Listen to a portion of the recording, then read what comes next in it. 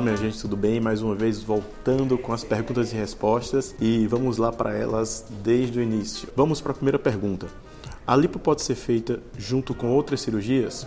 Sim, uma lipoaspiração é um procedimento cirúrgico que é feito em regime de ambiente hospitalar, onde pode ser feito associado com abdominoplastia, com mamoplastia, com prótese de mama ou com outras cirurgias associadas. Importante frisar, a paciente tem que estar saudável, a paciente tem que estar com os exames pré-operatórios todos certinhos, a paciente tem que passar com o anestesista, passar em consulta com o cardiologista para ter uma segurança no procedimento. Como é a recuperação da lipoaspiração HD? A lipoaspiração HD, como qualquer outra lipoaspiração, tem uma recuperação semelhante. Então, a paciente no pós-operatório tem que se hidratar bastante, pode ter um pouco de retenção de líquido, edemas e alguns inchaços localizados, que melhora com o decorrer das semanas e melhora também com as drenagens linfáticas. Recuperação essa que denota em torno de 1 a 2 meses, onde começa a aparecer um resultado com um aspecto bem agradável. Qual a diferença da lipo comum para HD? A lipo comum é uma lipoaspiração de retirada de gorduras localizadas com pequenos furinhos que fazemos nas pacientes.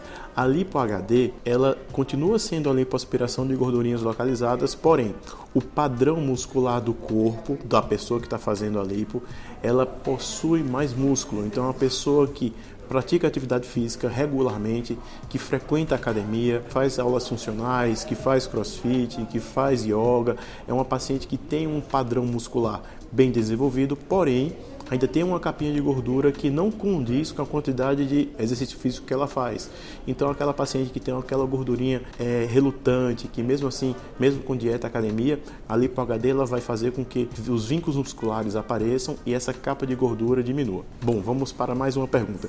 Existe um substituto para a lipoaspiração e o que é a tal da lipo sem cortes? A lipoaspiração é um procedimento cirúrgico, tá? Em regime de ambiente hospitalar, onde fazemos furinhos em locais escondidos no corpo, em torno de meio centímetro. Esses furinhos introduzimos cânulas e retiramos a gordura por via mecânica, certo? Lipo sem cortes possivelmente venha a ser algum procedimento estético, como criolipólise, como radiofrequência, que por efeito físico ele vai provocar uma explosão do adipócito, mas a gordura continua lá e ela é um pouco absorvida e um pouco causa algum tipo de retração. A lipoaspiração é retirada a gordura por via mecânica. Essa lipo sem cortes possivelmente é um procedimento estético que promove algum tipo de ablação da gordura por efeito físico, ou por aumento de temperatura, ou por abaixamento de temperatura. São indicações diferentes. A lipoaspiração tem uma indicação para pacientes mais gordinhos, aquela paciente que tem gorduras mínimas ou gorduras localizadas bem pequenas.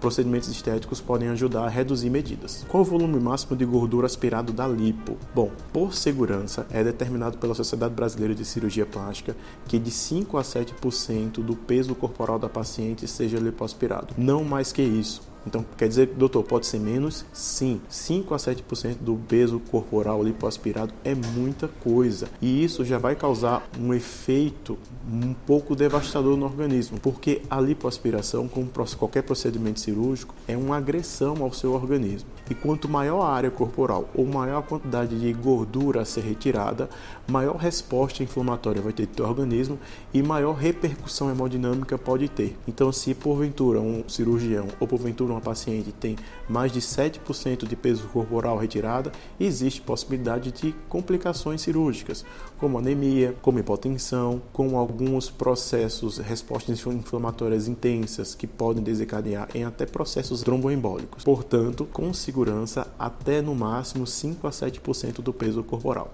Bom, mais uma pergunta. Como ficam as cicatrizes depois de uma lipoaspiração? A lipoaspiração, como eu falei, é um procedimento cirúrgico onde fazemos pequenos orifícios de no máximo meio centímetro em áreas estratégicas do corpo, geralmente que são cobertas por vestimentas íntimas, de forma com que fiquem menos expostos possíveis. Lógico que tem algumas áreas que fica algum furinho, que fica em áreas mais expostas e roupas íntimas não cobrem. Esses orifícios, eles são fechados por suturas simples ou suturas intradérmicas e a cicatriz é mínima, então basicamente inaparente, ok? Como é o tratamento para queloide? Bom, o paciente que apresenta queloide é um paciente que já tem propensão genética à cicatriz, uma cicatriz defeituosa por conta do excesso de produção de colágeno de forma desordenada. Então, o tratamento para queloide não existe nenhuma terapêutica extremamente eficaz, uma vez que a genética determina. Porém, existe uma série de tratamentos que podem ser feitos para serem atenuados a queloide, como beta-terapia, como corticoide intralesional, algumas pomadas cicatrizantes. Logicamente, se a paciente apresenta uma cicatriz queloidiana, uma cicatriz grosseira, dolorosa, pode-se também fazer a remoção cirúrgica associada à betoterapia, corticoterapia intralesional, que tem uma boa resposta. Lembrando, pacientes com queloide, mesmo com o tratamento, têm uma probabilidade maior de voltar essa cicatriz queloidiana. Como é feita a correção de diástase abdominal? Bom, a correção de diástase abdominal, primeiro, o que é diástase abdominal? Diástase abdominal é o afastamento da musculatura dos músculos reto-abdominais no centro do abdômen, uma vez isso ocorre por conta do crescimento da barriga, o crescimento do útero durante a gestação. Então, esse crescimento uterino com o bebê dentro proporciona um afastamento das estruturas, tanto viscerais internas, como de estruturas que são unidas, mas não são coladas, as musculaturas do músculo reto abdominal. A depender da quantidade de peso que você ganha na gestação, ou de quantas gestações você tem, ou se são gemelares, a diástase pode ser maior. A diástase sendo maior, necessita correção junto com a abdominoplastia. Bom, doutor, mas eu não tenho tecido para fazer uma abdominoplastia, só para fazer um mini.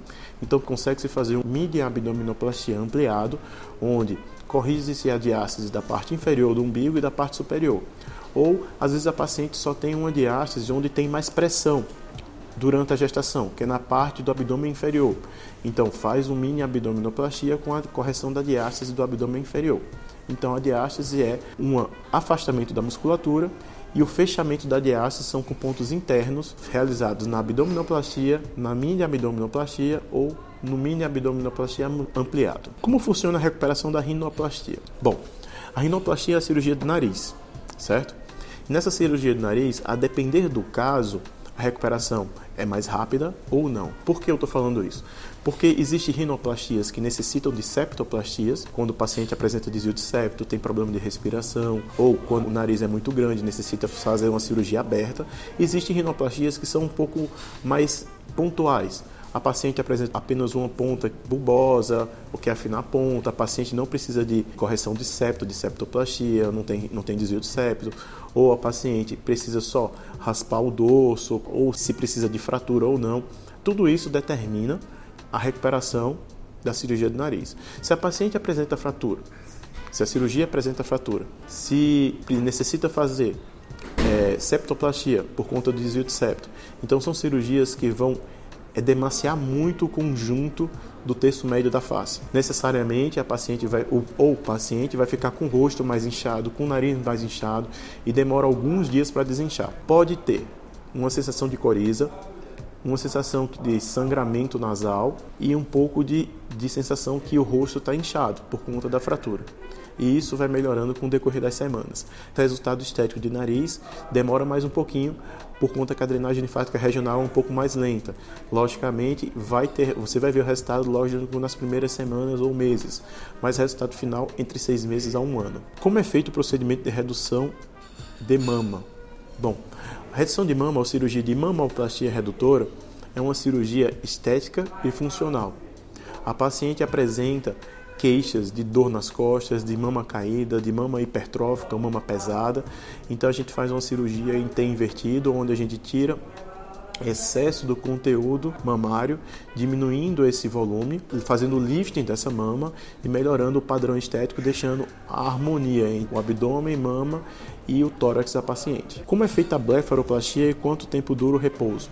A cirurgia de blefaroplastia é uma cirurgia relativamente simples, uma cirurgia de retirada de pele nos olhos, onde quando a paciente apresenta excesso de bolsas de gordura, também se retira o excesso dessas bolsas de gordura, ou se necessitar de algum tipo de enxerto de gordura, também fará algum tipo de enxerto de gordura. Essa cirurgia ela tem uma duração em torno de, no máximo, 1 hora a 1h30. É uma cirurgia onde a paciente não necessita dormir no hospital e a recuperação é bem tranquila.